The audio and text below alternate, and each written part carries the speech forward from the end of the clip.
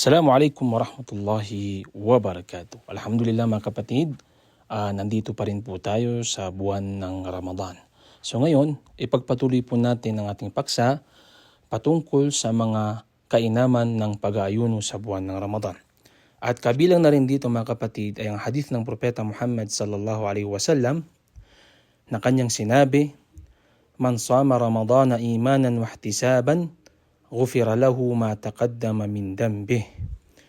Mga kapatid sa reliyong Islam, itong hadith na ito ay napakaganda na kainaman sa pag-aayuno sa buwan ng Ramadan.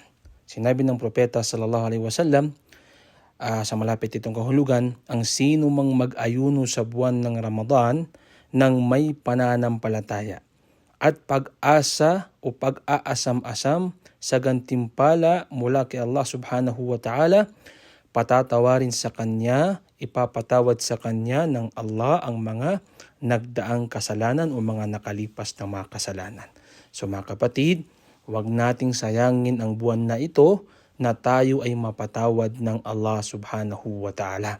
Sabi nga sa hadith, kung sino man ang taong mag-ayuno na siya ay mayroong pananampalataya, ikhlas, takot kay Allah subhanahu wa ta'ala, siya mismo ang nagsabi na ipapatawad sa kanya ang kanyang mga sinaunang kasalanan. So isa po itong pagkakataon, wag po nating sasayangin at kabilang po ito sa mga kainaman ng pag-aayuno sa buwan ng Ramadan. At inshallah, dugtungan pa po natin ito sa mga susunod na araw. Hanggang sa muli, Assalamualaikum warahmatullahi wabarakatuh.